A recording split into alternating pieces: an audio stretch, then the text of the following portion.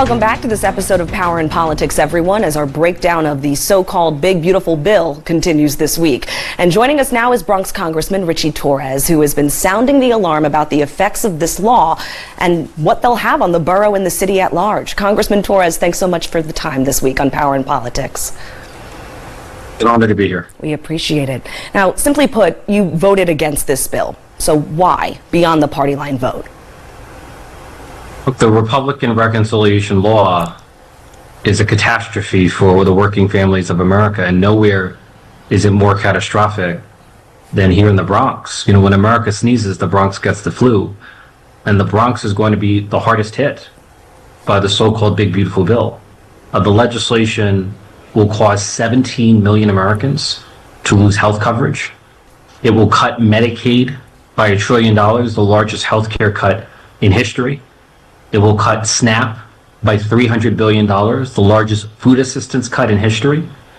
It will raise the cost of electricity by an average of 7% for families and 10% for businesses, with increases as high as 30% in the hardest hit states. It will add trillions of dollars to our national debt, and it will create a mass deportation industrial complex. I cannot imagine a greater assault on the needs of the Bronx than the so-called Big Beautiful Bill orchestrated by Donald Trump and congressional Republicans.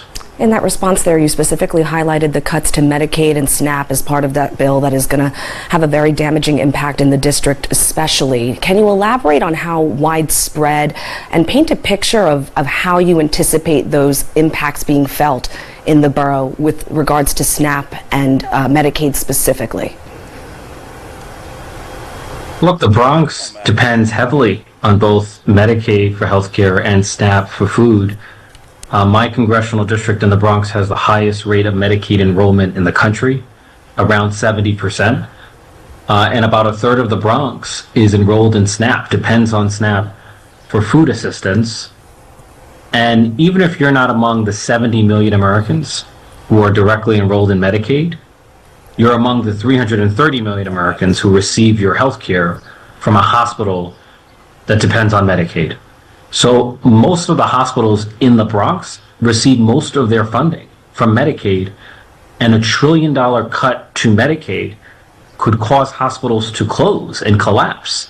And that's the greatest concern I have. And keep in mind that healthcare is not simply a social safety net, it's the economy of the Bronx. It's 25% of the Bronx economy. Montefiore, which is the largest healthcare provider, is also the largest employer in the Bronx, employing tens of thousands of people. And so I have a real concern that the Republican reconciliation law could lead to mass unemployment in places like the Bronx. So with that in mind, any plans or work underway within your office to offset the expected impact of those cuts? Obviously, we are in a Republican-led Congress, hence why this bill was able to be passed and signed into law. But what work can be done to offset those effects? We have to take back the House. I mean, we have to win back the House, make Hakeem Jeffries the first African-American speaker in American history, and reverse the devastating cuts that Republicans have made to Medicaid, because, you know, no state, including New York, is going to compensate for the loss of federal funding that is brought on by the Republican reconciliation law. So we have no choice but to repeal these cuts and restore Medicaid as a social safety net for places like the Bronx. When we talk about the bill, we've heard about the headlines regarding SNAP and Medicaid and tax relief on the other side of the aisle. What is in the bill, Congressman, that is not being talked about right now, that's not making headlines, that you think will have an impact here in the Bronx and on New Yorkers? Look, I have a concern that the legislation is going to raise the cost of living, including the cost of electricity. In 2024, clean energy made up 90% of new electricity generation in the United States. Solar alone made up about 60%.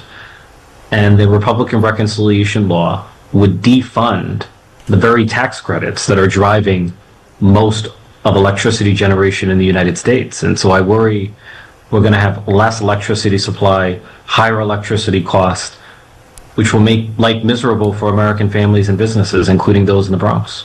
You mentioned tax credits. I know the child tax credit is something that you have been vocal about in the past and pushing for, especially here in the borough. That's something that is included in this bill. Are you satisfied with what made it across the finish line with regards to the child tax credit? No, it's a shell of its former self. So, in March of 2021, we passed the American Rescue Plan, which included an expanded child tax credit that cut child poverty by 50%, not only here in the Bronx, but across the country. The new version of the child tax credit is exclusionary. It excludes the lowest income families in places like the Bronx. So the Bronx is left behind by the version of the child tax credit that Republicans put in the bill. Congressman Torres, I want to talk about some local issues as well, and specifically your renewed calls last week to clean up the ongoing issues that we've seen in the hub, the drug use, the homelessness issue. This is a call to action that you made last summer that is now being renewed this summer. And since then, the Adams administration has put up some barricades around the plaza. They've put a mobile command unit in the middle of it there to help with enforcement. What is your take on that approach to responding to the issues at the hub from the administration? We're making progress toward improving quality of life and public safety in the hub, which is the central commercial corridor of the Bronx. The pedestrian plaza, which had become a hotbed of drug trafficking, has been barricaded. The NYPD has set up a mobile command unit. The TSNY sanitation has set up a mobile command unit. So the conditions on the ground have dramatically improved. Having said that, we're far from mission accomplished. What we need is not a short-term reaction, but a long-term sustained commitment, a multi-agency commitment to ending the open-air drug market once and for all in the hub of the South Bronx. More Power in Politics with Congressman Torres in just a couple of minutes. Stay with us. Welcome back to Power in Politics as we return to our conversation with Congressman Ritchie Torres. Congressman, I want to switch to the New York City mayoral election. We were talking about electoral politics just a minute ago. You endorsed Andrew Cuomo in his primary bid for mayor. Are you going to throw your support behind him during the general, since he has announced that he'll be staying in it this past week? My endorsement of the governor only applied to the primary. So for the general election, I'm neutral at the moment. And I will see how the race plays out. What are your thoughts on this strategy that's being proposed by particularly former Governor Patterson, that the candidates should band together in order to defeat Mamdani? Is that a coalition that you are interested in seeing them move forward with? Look, New York City is overwhelmingly Democratic. Zoran Mamdani is the Democratic nominee. He won fair and square. And I suspect he is likely to win the general and become the next mayor of New York. And I've said to Zoran that I look forward to building a working relationship with him. We're not going to agree on every issue, but when I disagree with him, I'll hold his feet to the fire as I would any mayor. And when I agree with him, I will cooperate with him for the good of the city and the country. And so that's the approach that I would take to a mayor, Zoran Mamdani.